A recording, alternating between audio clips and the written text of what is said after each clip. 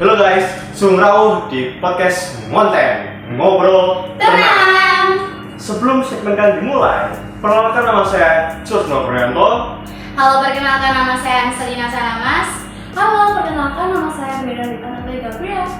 Ya teman-teman, tahu nggak kalau demokrasi itu bisa terjadi di mana saja, dan salah satunya ada di gereja. Dan gereja yang akan kita tuju adalah Gereja Paroki Yohanes Pemandi. So, hari ini kita bakal ngobrol-ngobrol nih seputar demokrasi dalam gereja dan mengungkapkan misteri di balik kuasa hierarki.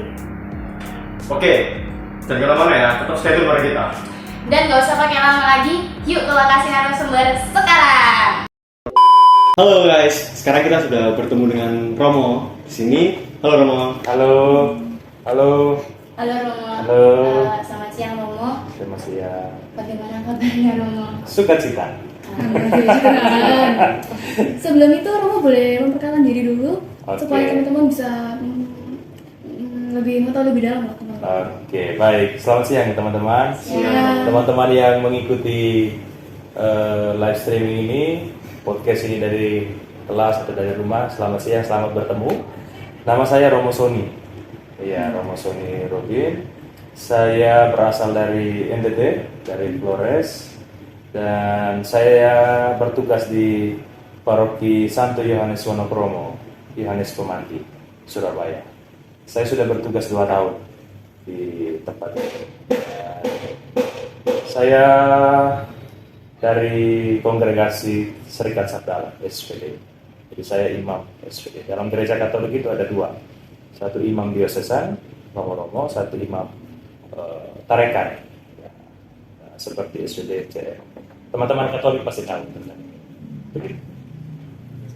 Ya, saya mau bertanya Romo. Oke. Romo di gereja Yohanes Pemandi ini sudah berkarya berapa lama ya? Oke, saya datang ke Yohanes Pemandi sejak tanggal 1 Agustus 2021.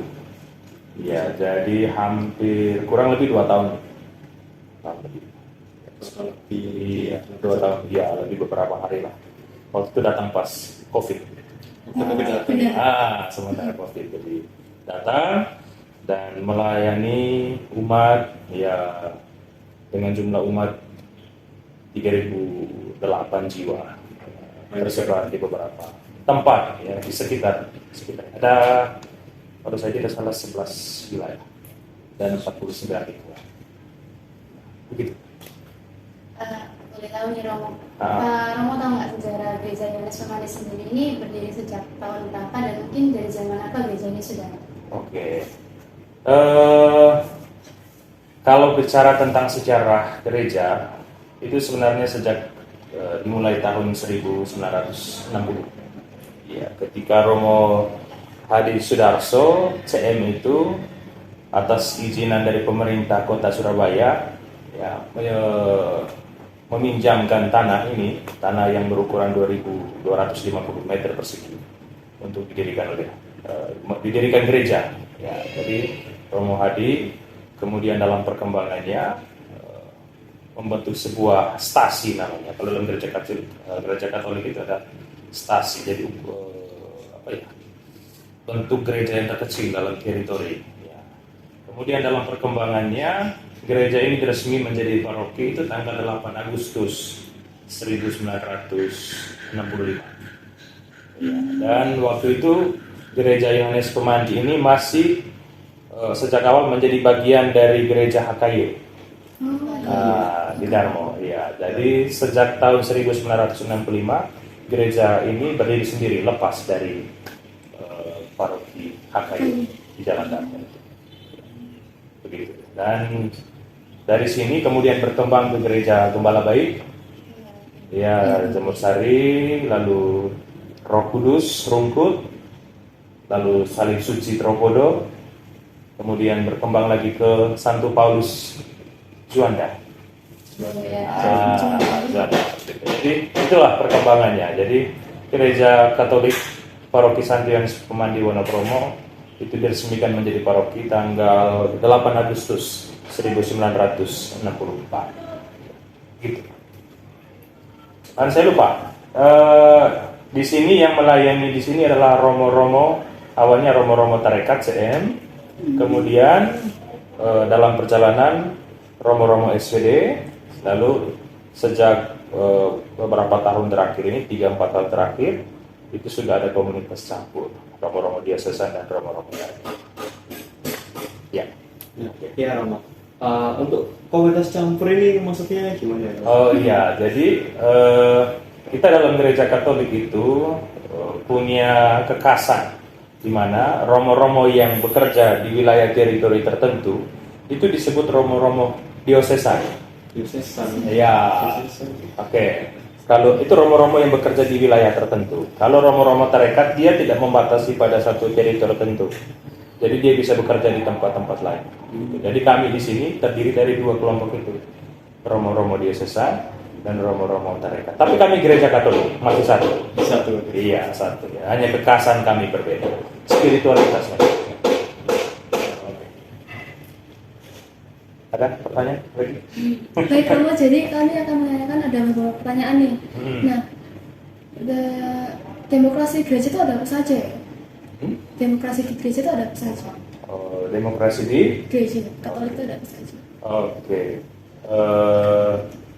Kalau gereja Katolik itu prinsipnya dia mendukung apa namanya, sistem demokrasi. Ya, karena demokrasi itu kan mengacu pada sistem pemerintahan yang berasal dari rakyat dan untuk rakyat. Ya, dan kalau dalam demokrasi itu berarti ada prinsip parlemen di mana suara mayoritas dan ada minoritas. Tapi demokrasi intinya apa ya?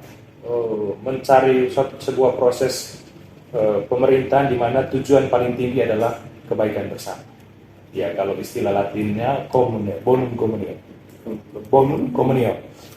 Ya. Jadi prinsipnya gereja Katolik itu mendukung ya sistem demokrasi. Tetapi ada tetapinya. Tetapinya gereja Katolik tidak mengikuti proses itu, sistem itu. Ya, jadi dia sangat berbeda. Jadi gereja Katolik itu bukan parlemen. Dia sebuah lembaga rohani ya, sebuah institusi yang dibentuk oleh Yesus Kristus. Kemudian itu dimandatkan kepada para rasulnya, Petrus dan pengganti-penggantinya. Pengganti Petrus dan para rasul itu adalah para uskup dan para romo. Jadi mereka-mereka inilah yang menjadi pelayan. Nah, kalau dalam gereja Katolik ukuran atau patokan itu adalah apa yang menjadi kehendak Allah. Ya, jadi hukum pedoman iman dan pedoman moral itulah yang menjadi ukuran. Nah, kalau sistem demokrasi, rakyat manusia yang menjadi standar. Ya, tapi kalau dalam gereja Katolik, Allah, kehendak Allah lah yang menjadi patokan, menjadi standar. Nah, jadi adalah menjadi patokan. Iya, jadi patokannya adalah apa yang menjadi kehendak Allah. Gitu. Kalau sistem demokrasi, rakyat, manusia kan, manusia, kesejahteraan manusia. Jadi apa yang menurut manusia benar, itu yang diikuti. Tapi kalau dalam gereja Katolik, apa yang benar menurut Allah, itu yang diikuti. Paham ya? Oke, baik. Nah, Romo, kalau menurut Romo sendiri nih, pandangan Romo tentang demokrasi itu bagaimana? Oke. Dalam gereja Katolik. Jadi perbedaan antara kalau di masyarakat sama yang di Katolik. Ya, oke. Kita harus tahu dulu, demokrasi itu kan demos dan kratos. Ya, demos dan kratos itu pemerintahan dari rakyat kan. Jadi aspirasi rakyat itu memang menjadi kepentingan rakyat, kepentingan bersama, itu memang menjadi tujuan. Ya, jadi di mana di dalamnya itu kita bisa melihat ada solidaritas, ya, juga ada bentuk kepedulian, saling tolong menolong. Gitu. Makanya gereja Katolik itu tidak menentang sistem demokrasi, tetapi dia tidak mengikuti sistem itu. Karena apa? Kalau dia mengikuti itu, maka bahaya. Misalnya sebagai contoh, kalau misalnya di Amerika ini, Amerika sekarang itu negara demokrasi. Dan di dalam negara demokrasi itu ada sebuah kebijakan yang mendukung praktek aborsi. Aborsi itu pengguguran. Nah, gereja Katolik itu tidak mendukung, menolak keras itu proses atau kebijakan aborsi. Karena apa? Karena gereja Katolik tetap menghormati dan prinsip utama apa yang menjadi kehendak Allah. Ya, kehendak Allah itu bukan membunuh manusia, tapi menghormati kehidupan. Jadi beda ya, demokrasi di sistem parlemen dengan pandangan gereja Katolik tentang demokrasi. Gereja Katolik tidak mengikuti sistem demokrasi. Dia mengikuti patokan gereja Katolik, apa yang Allah sampaikan, itu yang menjadi pedoman. Nah, kalau demokrasi, apa yang menjadi kepentingan rakyat? Kalau rakyat mau aborsi, maka demokrasi mengizinkan itu. Tapi gereja Katolik tidak. Rakyat mengizinkan, misalnya di Amerika tuh, menginginkan aborsi, gereja Katolik tidak bisa. Aborsi itu dilarang. Karena apa? Dia melawan hukum Allah. Dan tidak jalan sesuai dengan yang ada di kitab suci. Iya, ya begitu. Ya, contoh konkret di mana peran demokrasi itu sudah ada dalam kegiatan-kegiatan yang ada di gereja. Oke, ya. Dalam sistem sistem demokrasi yang ada, gereja Katolik itu melihat bentuk-bentuknya itu ada dalam proses pemilihan. Ya, pemilihan dalam hal ini pada tataran misalnya pemilihan pengurus umat, lingkungan. Ya, contoh begini, misalnya kalau kita mau memilih seorang ketua lingkungan, biasanya caranya bisa pakai aklamasi, artinya menanyakan siapa yang cocok. Atau ketua wilayah biasanya untuk memilih seorang ketua wilayah, maka dikumpulkan para ketua lingkungan ini. Nah, kemudian ditanyakan, kira-kira siapa yang pas gitu. Artinya gereja Katolik membuka ruang kepada umat dalam konteks misalnya pemilihan pengurus ini dengan cara sistem demokrasi. Ya, artinya bukan otoriter. Gereja Katolik memutuskan ini orangnya tanpa mendengarkan masukan atau usulan. Gereja Katolik, kalau dalam gereja Katolik tetap memberikan kesempatan kepada umat, misalnya kemudian dalam pemilihan ketua lingkungan atau ketua wilayah, itu gereja Katolik memberi ruang. Kira-kira figur yang cocok untuk menjadi ketua itu siapa? Nah, berdasarkan aspirasi suara-suara dari umat. Nah, begitu. Ya. Sedangkan untuk ada pengecualian. Kalau untuk pemilihan misalnya pemilihan Romo itu tidak pakai demokrasi. Nah, itu sistemnya bagaimana? Kalau Romo itu biasanya begini, Romo atau uskup itu biasanya melewati tahapan demi tahapan pendidikan. Ya, jadi tahapan awal itu setiap calon-calon imam, calon-calon Romo itu disekolahkan, namanya seminari. Pernah mendengar? Seminari Garuh. Jadi seminari ini sebuah proses atau formasi lembaga pendidikan setara SMP, SMA. Ya, di mana kekhasan dari seminari ini akan diajarkan mata pelajaran khusus. Misalnya agama Katolik, bahasa Latin, bahasa Inggris. Nah, itu diajarkan di situ.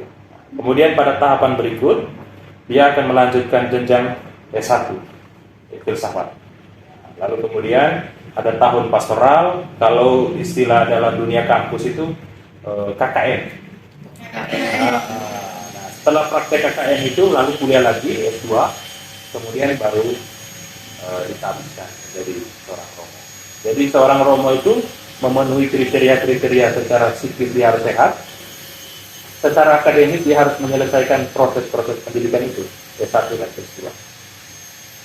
Terus ketika dia sudah menjadi semuanya itu sudah dilewati, maka berdasarkan pemenuhan syarat-syarat ini dan pertimbangan para pembina di lembaga, maka dia diajukan untuk ditabiskan jadi seorang Romo. Iya, jadi tidak pakai suara demokrasi. Nah, ya kan? Kalian mengerti kan? Jadi bukan karena umat yang memilih, tidak. Jadi sudah diatur proses langkah-langkah. Jadi itu perlu lulus SMA dulu baru masuk. Ya, lulus SMA. Ada SMP-nya, tapi di Jawa ini tidak ada. Kalau di Flores ada, seminari kecil, seminari dasar. Iya, mulai SMP. Itu untuk SMP. Iya, SMA, SMP, SMA. Gitu. Ada yang SMP, SMA-nya di luar, kayak dari negeri, terus masuk seminari bisa. Jadi bukan karena demokrasi, jadi saya nanti dikumpulkan beberapa orang umat nanti tunjuk ini, dia jadi romo. Jadi kayak bukan pemilihan gitu. Bukan, ya, dia melewati tahapan proses-proses itu. Ya, jadi adik-adik sudah tahu tadi bahwa demokrasi itu dalam arti sistem pemerintahan itu tidak ada dalam gereja Katolik. Tetapi bentuk-bentuk dari demokrasi itu ada. Misalnya dalam proses pemilihan ketua lingkungan, di mana kalau memilih itu tidak ditentukan oleh romonya, tetapi oleh umatnya. Ya, nanti setelah umat ini sepakat ini orangnya, romo akan mengesahkan ini loh orangnya. Gitu ya. Oh, Nah, dalam gereja nih apa saja prosedur yang memungkinkan partisipasi dalam anggota untuk mengambil keputusan? Nah, bagaimana prosesnya? Kalau ada. proses seperti apa coba? Menjelaskannya bagaimana? Mungkin prosedur dalam pemungutan suara di OMK gitu. Oh, oke. Ada seperti apa ini? Oke. Kalau secara sederhana saja ya, kalau orang muda kamu, kalau dalam gereja Kristen apa? Kalau gereja Katolik orang muda Katolik OMK. Kalau gereja Kristen apa? Kayaknya pemuda kalau ada jenjang-jenjangnya sih Bang. Oh. Kalau misalnya dia masih dari 0 sampai berapa itu kelasnya sendiri. Oke. Iya. Kalau dia sudah di 18 tahun ke atas itu biasanya pemuda-pemudi plus label nama lembaga gerejanya itu apa dimasukkan juga. Oke. Kalau dalam gereja Katolik itu ada jenjang-jenjang juga. Iya. Jadi jenjang-jenjang itu biasanya kita mulai dari anak-anak SD kelas 1 sampai kelas 6 itu masuk dalam jenjang namanya BIA, Bina Iman Anak Katolik. Nah, dari kelas 1 sampai kelas 6 SD BIA, Bina Iman Anak Katolik, jadi singkatannya BIA. Terus dari SMP kelas 1 sampai SMP kelas 3 itu dimasukkan dalam jenjang namanya rekat, remaja. Dia harus tahu. Remaja Katolik. Nah, rekat. Lalu kelas 1 SMA sampai dia belum menikah itu masuk OMK. Organisasi muda. Orang muda Katolik. Ya. Jadi itu jenjang-jenjangnya. Nah, yang kalau misalnya dalam jenjang-jenjang itu, kalau untuk biak biasanya mereka tidak mengikuti sistem pemilihan. Karena mereka didampingi oleh kakak-kakak biak. Ya, sedangkan kalau rekat juga seperti itu, kurang lebih sama, ya masih didampingi. Tapi kalau OMK biasanya pemilihan ketua OMK paroki itu biasanya mengumpulkan para OMK ketua-ketua lingkungan. OMK lingkungan ini ketuanya, perwakilannya dikumpulkan, kemudian dibuat seperti proses demokrasi itu. Ada calonnya siapa, mencalonkannya siapa, lalu kemudian dibuat voting. Pemilihan, proses pemilihannya. Suara terbanyak itu yang dipilih. Ya gitu. Berarti mungkin nggak beda jauh sama kayak pemilihan ketua OSIS. OSIS, iyalah. Sudah hampir sama. Mirip. Demokrasi itu sudah ada di situ. Bentuknya. Bentuknya. Bentuk demokrasinya. Oke. Berarti kalau di gereja ini sendiri ya, apakah umat itu sudah berani untuk menyatakan aspirasinya? Ya. Pada prinsipnya bahwa satu semangat dasar dalam reksa pastoral namanya, gerak bersama kegiatan-kegiatan yang ada di pergereja ini itu mengusung namanya, kalian mungkin tahu, kolaborasi. Kolaborasi, tahu kan? Jadi bersama-sama, collaborate gitu ya, kolaborasi. Jadi berjalan bersama-sama. Artinya apa?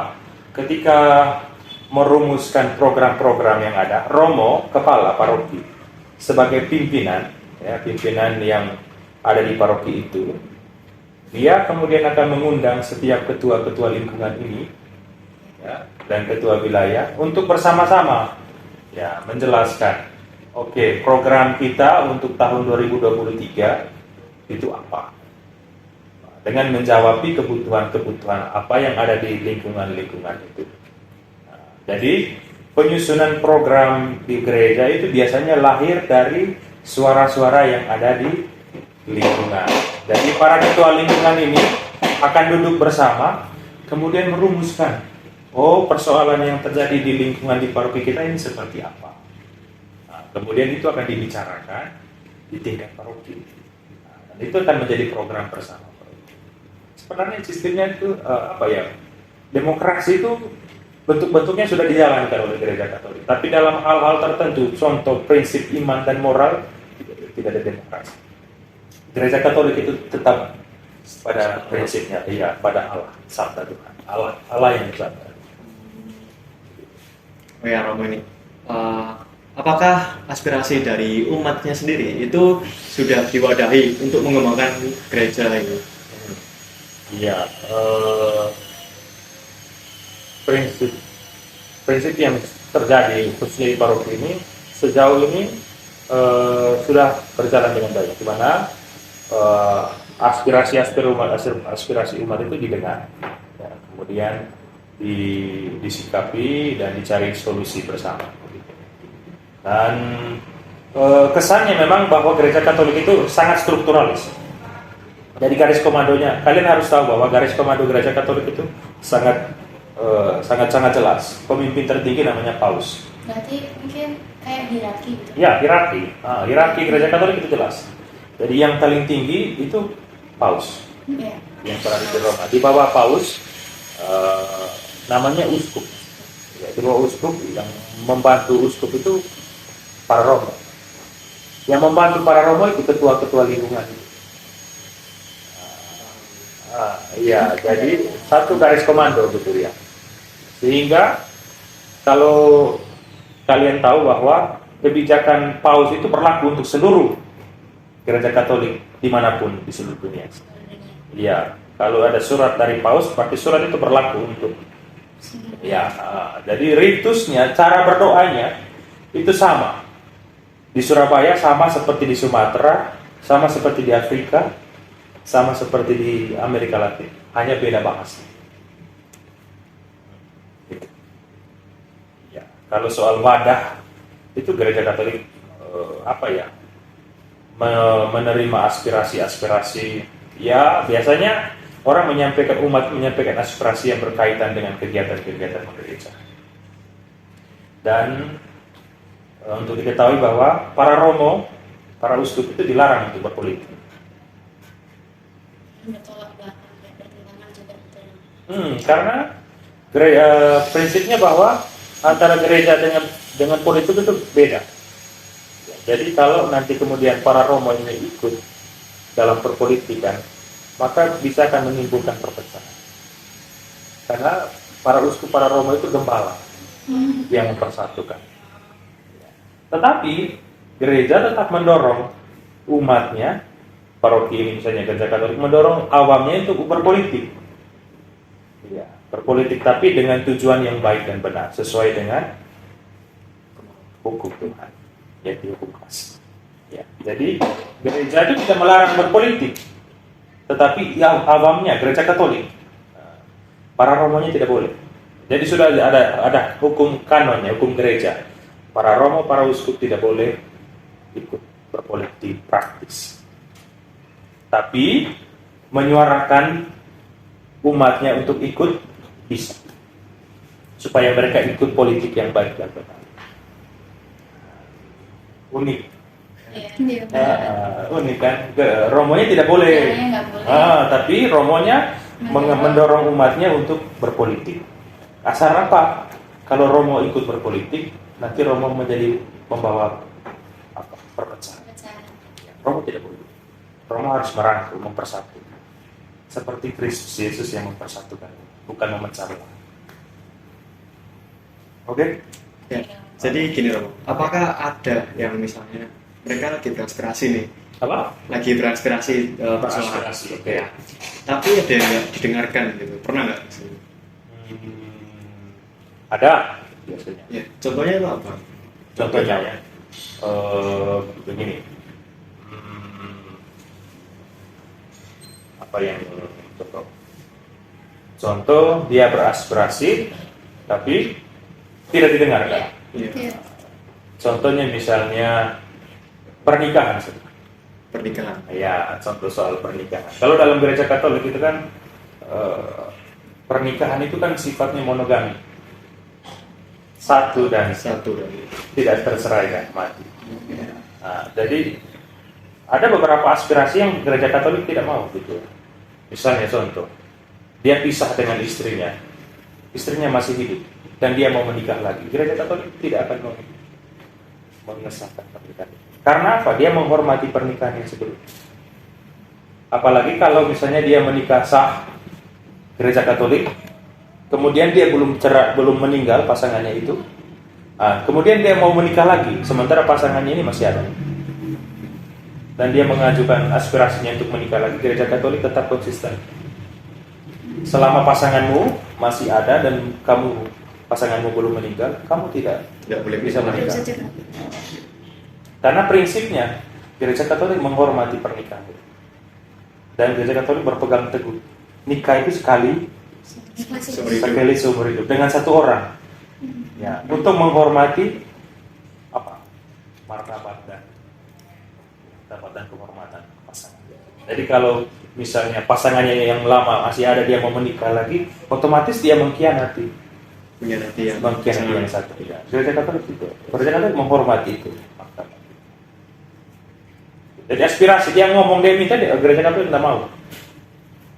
Jadi ditolak karena Iya, karena gereja Katolik punya pendasaran bahwa kamu ini sudah menikah dengan satu orang ini, gitu. Dan kamu masih punya dia. Kenapa kamu mau menikah lagi? Gereja Katolik menolak poligami. Saya nggak tahu di tempat yang lain. Gereja Katolik itu. Asik. Nah, bagaimana Romo memastikan bahwa suara atau pendapat anggota dalam gereja itu dihormati dan dihargai? Memastikannya kalau apa yang disuarakan itu kan begini, prinsipnya bahwa semua kebijakan-kebijakan yang diambil untuk kepentingan bersama. Ya. Nah, untuk memastikan bahwa misalnya suara-suara ini kemudian mendukung itu, ya kita lihat saja keaktifan, keterlibatan mereka dalam kegiatan itu. Kalau banyak yang berkegiatan itu berarti mereka setuju. Begitu.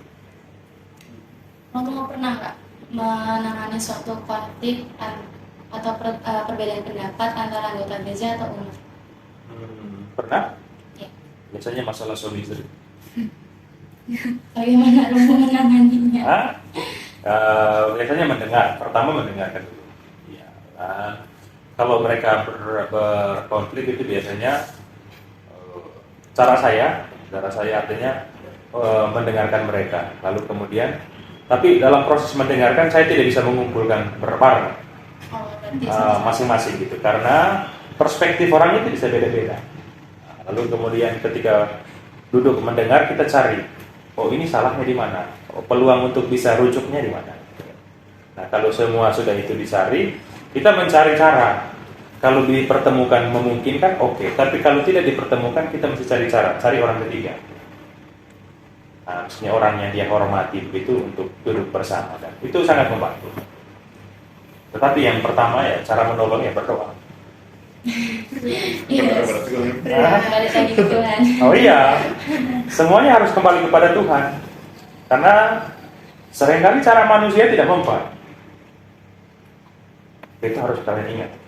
ya. Seringkali cara manusia tidak mempan, tapi cara Tuhan pasti. Begitu ya? Iya. Oh. Kira-kira Romo pernah mengalami situasi nih, mengambil kepentingan penting tanpa melibatkan anggota gereja? Bagaimana pertanyaannya? Saya mengambil keputusan Tanpa melibatkan anggota gereja. tanpa melibatkan. Iya, biasanya misalnya untuk menolong sakramen, pelayanan sakramen. Saya tidak pernah tanya dulu, misalnya, kamu mau atau enggak? Ya. Saya biasanya kalau misalnya orang misalnya dalam keadaan kritis, Romo dalam gereja Katolik ini, Romo punya kewajiban untuk melayani orang sakit dengan memberi sakramen pengurapan. Tanpa dia harus tanya dulu yang sakit, mau atau enggak? Ditanya dulu. Iya, ya biasa begitu. Misalnya dia kritis nih, saya nggak akan tanya dia, kamu mau atau enggak? Tapi saya akan memberi pelayanan. Ini loh pertolongan yang bisa diberikan sebagai bantuan terakhir. Begitu ya? Iya. Ya Romo, menurut Romo ini manfaat dari demokrasi di dalam gereja ini tuh apa menurut Romo? Manfaatnya? Pertama menghindari dari sistem otoriter. Menurut otoriter. Iya. Otoriter. Ya menghindar dari itu. Ya bahwa kalau sistem otoriter itu kan satu orang merasa diri paling benar, Iya. ya kan? Iya. Tapi kalau demokrasi kebenaran itu bisa banyak. Tetapi ada bahaya kalau kita mengikuti semua kebenaran itu. Tetap menjadi rujukan utama apa yang terbaik untuk banyak orang sesuai dengan kebenaran agama. Selalu gereja Katolik itu prinsip moralnya, prinsip imannya Tuhan ngomong apa? Karena kadang-kala itu yang benar. Bukan kalau manusia itu masih banyak kepentingannya. Itu tadi seperti saya bilang, aborsi. Ya, di Amerika itu aborsi itu ilegal kan. Tapi gereja Katolik itu tidak bisa. Kamu membunuh kehidupan. Ya, bagaimanapun anak itu tidak dikehendaki, tapi itu namanya kehidupan. Kamu harus hormati. Tidak boleh dibunuh. Seperti euthanasia. Tahu euthanasia? Kurang tahu. Ya, euthanasia itu seperti jalan yang diambil oleh orang yang tidak bisa memutuskan bahwa dia harus mati gitu loh. Maksudnya begini, dia sudah kritis, tapi dia tidak bisa memutuskan bahwa satu-satunya cara supaya saya meninggal ya saya punya apa dicabut gitu. Dan kalau tidak dicabut menyengsarakan orang itu. Gereja Katolik itu masih belum menolak ya, belum menerima itu. Gereja Katolik bilang mati itu ya urusan tangan Tuhan. Kamu manusia tidak boleh campur aduk pekerjaan Tuhan. Gitu. Kalau dia mati ya mati normal, jangan membunuh dia dengan sengaja. Gitu. Dicabut. Ya itu kan proses pembunuhan dengan sengaja kan. Kamu mencabut itu kan. Kalau gereja Katolik tidak, mati ya mati normal gitu, pergi ya pergi gitu, jangan cabut. Itu. Makanya rujukannya tetap itu. Apa yang menjadi kehendak Allah. Kalau demokrasi ya apa yang menurut manusia, ya sudah cabut. Untuk mencari kesenangannya begitu menyelamatkan. Allah bilang tidak. Kehidupan itu harus dihormati. Mati juga alami. Gitu ya? Iya. Makasih ya Romo. Oke. Kira-kira Romo ada pesan dan kesan buat pembahasan kita hari ini. Oke, kesan. Saya kesan pertama, tema kita berat. Iya. Tema kita berat. Tapi saya apresiasi bahwa kalian berani untuk mengambil tema ini. Apresiasi, bangga. Terima kasih dong. Ya, itu yang pertama. Yang kedua, saya apresiasi karena kalian datang ini dengan baju yang berbeda. Bukan soal baju itu, agama. Jadi ketika kalian datang dengan itu, sebenarnya kalian menunjukkan kepada saya demokrasi. Wah, kita nggak sadar. Jadi yang kalian menunjukkan itu bukan soal bahannya, tapi penampilan kalian datang status basic latar belakang background kalian itu kan kalian datang dengan denominasi berbeda ya. Karena kalian saling menghargai dan kamu menerima saya itu sebagai sebuah proses demokrasi. Saya menerima kamu juga sebuah proses demokrasi. Ya kan? Jadi kamu mendengarkan pendapat saya menerima kamu. Kalau saya tidak menerima kamu, saya tidak. Ya, oke. Jadi kesan saya itu. Lalu harapannya bahwa setelah podcast ini, artinya wawasan kalian tentang demokrasi yang jauh lebih baik daripada itu ya. Bahwa ada prinsip demokrasi di pemerintahan, tapi juga ada prinsip di mana pola-pola demokrasi itu ada dalam gereja Katolik, tapi gereja Katolik tidak mengikuti itu. Gereja Katolik itu tetap mengacu pada apa yang menjadi kehendak Tuhan. Khususnya untuk prinsip moral dan prinsip iman. Kalau demokrasi itu kan sumber kebenarannya adalah rakyat. Kalau gereja Katolik sumber kebenarannya adalah Allah sendiri, ya Allah yang bersabda dalam kitab suci. Itu saja dia punya kuncinya, ya, demokrasi ya. Tapi dalam pelaksanaannya prinsip-prinsip asas-asas demokrasi jalan ya, di mana setiap orang bisa bersuara gitu, untuk kepentingan bersama. Jadi tidak ditentukan oleh satu orang, tidak. Semua orang didengar, kemudian keputusan-keputusan itu dibicarakan bersama. Ya. Lalu harapan saya bahwa kamu kembali ke sekolah dan tunjukkan bahwa kalian bukan hanya omong demokrasi, tapi kalian juga harus menghayati menghayati demokrasi itu dalam perbuatan. Artinya apa? Kalian menghormati apapun keputusan kebebasan orang. Ya. Pilihannya apa? Itu terserah ya. Karena kalau dalam demokrasi itu kan diskusi nomor satu. Iya, benar. Ya kan? Benar. Diskusi. Kalau autokrasi, otoriter itu tidak bisa. Saya saja, kamu tidak boleh ngomong. Saya memutuskan. Seperti kan, ya kalau kita tanyakan, apakah demokrasi itu ada di kelas? Ada? Ada Nah, dalam pemilihan ketua kelas iya. contohnya. Tetapi dalam hal tertentu, otoriter itu ada. Kalau guru memutuskan. Iya, betul. Otoriter. Iya. Iya, benar. Iya kan? Jadi ada proses-proses yang harus kalian pelajari, mana plus minusnya gitu. Setiap sistem itu selalu ada lebih plus minus. Ya, jadi jangan menganggap demokrasi paling benar dan otoriter paling benar. Ada plus minusnya. Itu PR untuk kalian. Ya, terima kasih ya Romo Oke. atas ketersediaannya dan kehadiran di sini bisa ngobrol sama kami. Oke. Dan kita juga minta maaf kalau ada salah kata atau pertanyaan yang nggak berkenan untuk dikeluarkan. Jadi sekali lagi terima kasih ya Romo. Terima kasih, Ya, Romo. sama-sama. Terima kasih ya atas kehadiran Terima kalian. kasih Romo. Semangat ya. Semangat. Sukses. Oke teman-teman, tadi kita sudah berpodcast bersama Romo Sony. Nah, di sini kami belajar banyak hal nih. Belajar banyak bagaimana demokrasi di balik kuasa hierarki itu berfungsi dalam gereja Katolik. Terima kasih telah mendengarkan episode podcast kami tentang mengungkap misteri demokrasi di balik kuasa hierarki. Semoga kita semua bisa lebih memahami dinamika yang ada di balik layar gereja dan peran demokrasi dalam menjaga keseimbangan peran antara umat dan gereja.